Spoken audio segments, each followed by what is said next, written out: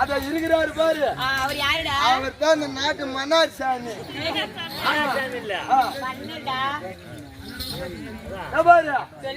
ரெண்டு பேரும் யார் தெரியுமா?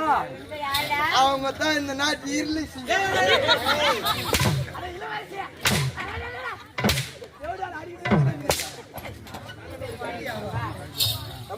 சொல்லுடா. நீ அப்படியே காட்டு காட்டு. நான் காட்டு காட்டு.